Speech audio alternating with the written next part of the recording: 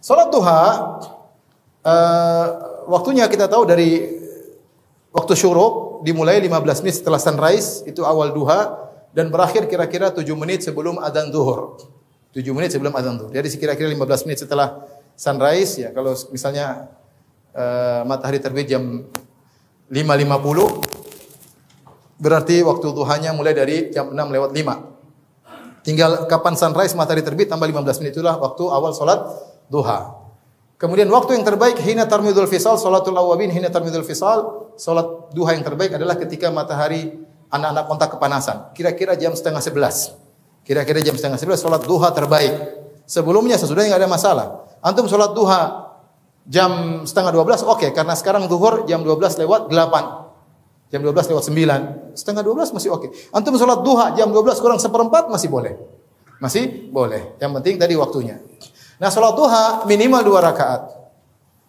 Maksimal 12 rakaat. Maksimal 12 rakaat. Riwayat terbanyak tentang salat duha 12 rakaat. Ya. Kata mereka yang paling sempurna, awal kesempurnaan 4 rakaat. Usahakan 4 rakaat. Dalam hadis Allah berkata, "Ya bani Adam, ya, irka'li 4 rakaat fi awalin nahar akfika akhirahu." Wahai anak Adam, salatlah 4 rakaat di awal hari, niscaya aku akan memenuhi kebutuhanmu di akhir hari. Maka berusaha seorang salat 4 rakaat duha, 2 rakaat, 2 rakaat. Ya, kalau enggak ya silakan 2, 4, 8, 6, 10, 12. Sebagian pendapat mengatakan bebas, tapi riwayat paling banyak 12 rakaat. Ya, bisa 2 rakaat selalu itu sudah sangat baik ya. Kemudian apakah salat duha dianjurkan dilaksanakan tiap hari? Jawabannya iya. Benar datang dalam hadis Aisyah, Rasulullah SAW tidak selalu salat duha. Rasulullah SAW terkadang meninggalkan salat duha, terkadang salat duha. Tapi disebutkan dalam riwayat, Rasulullah khawatir sallallahu alaihi wasallam diwajibkan.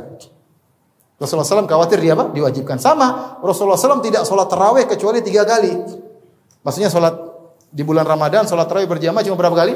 3 kali. Kenapa Rasulullah SAW tidak tiap malam salat tarawih sampai para sahabat datang ke Masjid Nabawi, Rasulullah tidak keluar? Rasulullah mengatakan saya khawatir diwajibkan. Karena ketika Nabi masih hidup, sallallahu alaihi wasallam masih ada pensyariatan dan syariat dari Allah Rasulullah tidak tahu. Kalau tiba-tiba Allah bilang wajib, sudah jadi wajib. Rasulullah tidak ingin merepotkan apa? Umatnya. Sehingga Rasulullah SAW pada malam keempat, para sahabat sudah kumpul, Rasulullah SAW tidak keluar sholat tarawih. Tetapi di zaman kita, kekhawatiran sholat tarawih menjadi wajib sudah enggak ada.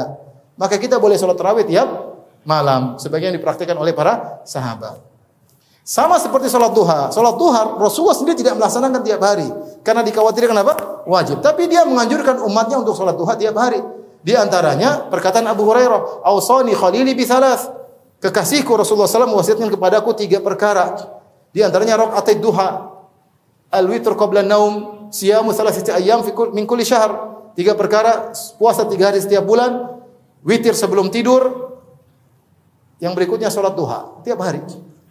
Di antara dalil bahwasanya salat duha dianjurkan tiap hari tadi, wahai anak Adam, salat 4 rakaat di awal hari, aku akan penuhi kebutuhan di akhir apa? Hari. Berarti tiap hari kita butuh Allah Subhanahu wa taala. Di antara dalil bahwasanya salat duha tiap hari adalah hadis ala kulli sulama min ahadikum sadaqah. Setiap sendi kita wajib untuk sedekah. Kita punya 360 sendi dan masing-masing sendi karena kita bangun dalam kondisi lemas ya. Kita mensyukuri, wajib bagi kita mensyukuri sendi-sendi kita yang mudah digerakkan. Coba kalau macet kan sakit, enggak enak ya. Apalagi kalau orang asam urat, macet semuanya. macet ya. Kita bangun tidur lega, mau begini, enak. Ini harus kita syukuri. Semua ada pelumasnya. Wajib bagi kita mensyukuri. Bagaimana caranya? Rasulullah mengatakan, "Fi kulli tahlilatin sadaqah." Bertahlil ila Allah sedekah, tasbih sedekah, tahmid sedekah, membantu orang lain sedekah, menghakum secara adil di antara orang berselisih sedekah. Di akhir hadis kata Rasulullah SAW, "Wa yujizu an dzalika raq'atani yusallihima fi dhuha." Dan itu mewakili itu semua cukup 2 rakaat salat duha. Nabi berkata, ulangi awal hadisnya, "Yusbihu ala kulli sulama min ahadikum sadaqah." Setiap pagi wajib bagi setiap anak Adam untuk mensedekahkan kenikmatan sendi yang dia miliki. Kapan? Setiap apa? Setiap hari.